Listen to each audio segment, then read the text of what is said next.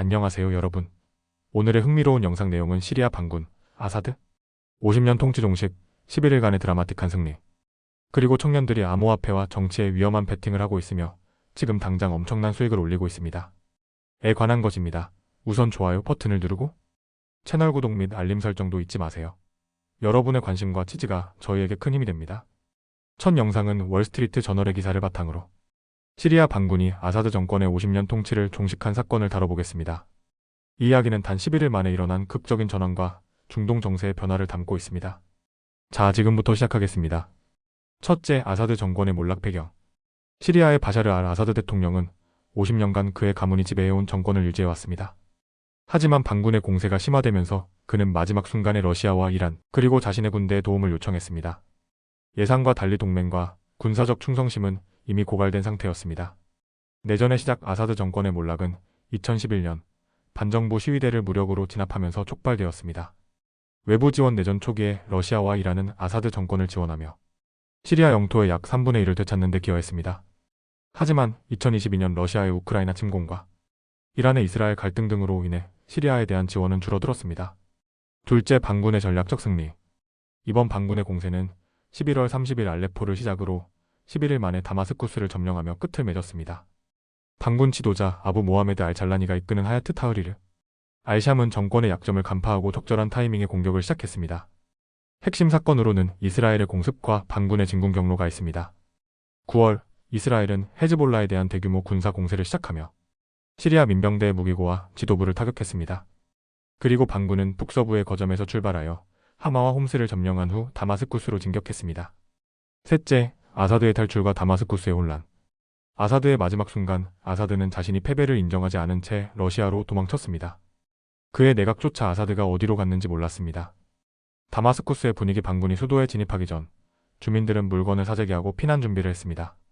하지만 반군이 다마스쿠스에 입성하자 축하 행진이 이어졌고 반군은 지역 주민과 함께 승리를 즐겼습니다. 넷째, 중동 정세의 변화. 이번 사건은 단순히 시리아의 정치적 전환만을 의미하지 않습니다. 중동 전역에 걸친 지각 변동으로 이어질 가능성이 큽니다. 이란과 러시아의 약화. 두 국가는 다른 갈등에 얽혀 시리아 정권을 지원할 여력이 없었습니다. 이스라엘의 영향력 증가. 이스라엘의 군사 공습은 헤즈볼라와 이란의 네트워크에 큰 타격을 주었습니다. 다섯째, 새로운 시리아의 시작.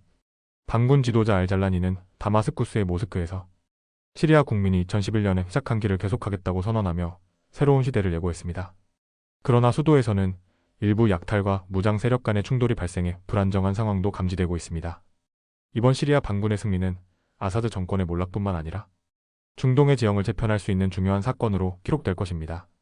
하지만 새로운 시대가 진정한 평화와 안정을 가져올지 아니면 또 다른 혼란으로 이어질지는 지켜봐야 할 것입니다. 다음 소식은 월스트리트 저널의 기사를 바탕으로 청년들이 암호화폐와 투자를 통해 큰 수익을 내는 동시에 위험한 베팅을 하고 있는 현실에 대해 이야기해보겠습니다. 투자와 도박, 그리고 경제적 불평등의 교차점에서 어떤 일이 벌어지고 있는지 자세히 알아보겠습니다. 첫째, 청년 세대와 위험한 투자 증가. 최근 청년들, 특히 젊은 남성들은 전통적인 주식이나 채권 대신 암호화폐, 금, 밈주식, 스포츠 베팅과 같은 변동성이 큰 자산에 과감히 투자하고 있습니다. 왜 이런 일이 벌어질까요?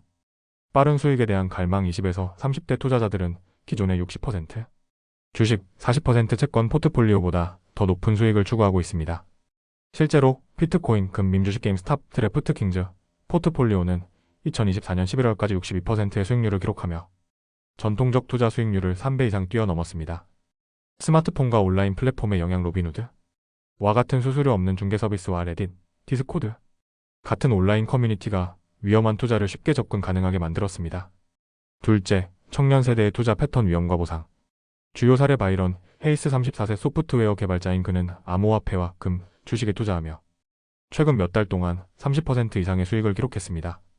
하지만 초기에는 밈코인 투자로 큰 손실을 입었고 여전히 더 큰 위험을 감수하지 않고는 은퇴할 수 없을 것이라고 말합니다. 자레드 존스 33세 팬데믹 당시 $2,000의 경기 부양금을 암호화폐에 투자해 약 $80,000로 불렸지만 도박 중독의 위험성을 느끼고 있습니다. 셋째, 왜 청년들이 위험을 감수할까? 사회적 요인. 경제적 불평등과 소외감. 젊은 남성들은 대학 진학률 감소와 노동 시장의 경쟁 심화로 기존 시스템에서 성공하기 어렵다고 느끼고 있습니다. 푸유 리서치 센터에 따르면 18에서 29세 남성의 약 42%가 암호화폐에 투자했으며 이는 같은 연령대 여성 17%보다 훨씬 높은 수치입니다. 온라인 커뮤니티와 인플루언서의 영향 레딧, 유튜브, 디스코드와 같은 플랫폼에서 투자 정보를 접하며 큰 성공 사례에 매료되는 경우가 많습니다. 하지만 이 과정에서 손실에 대한 경고는 충분히 전달되지 않습니다. 정치와 투자 2024년 대선에서 도널드 트럼프 대통령 당선자가 암호화폐 친화적 정책을 내세우면서 비트코인은 10만 달러를 돌파했습니다. 또한 미국 내 정치 베팅 플랫폼 칼시를 통해 청년들이 1억 6,600만 달러를 선거에 베팅하며 정치조차 투기적 투자 수단으로 변모했습니다. 넷째, 청년 투자와 도박 얇은 경계.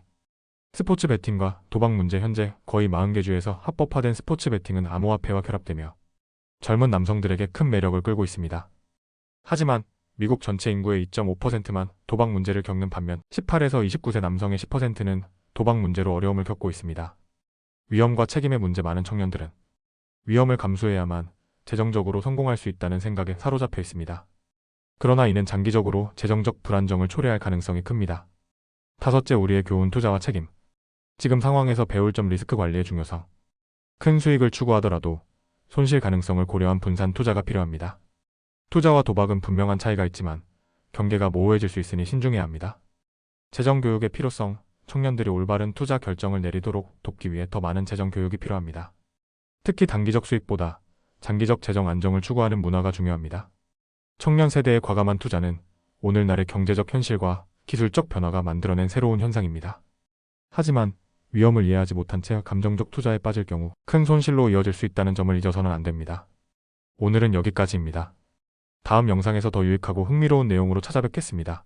이 영상은 투자 의견이 아닙니다. 매우 고맙습니다.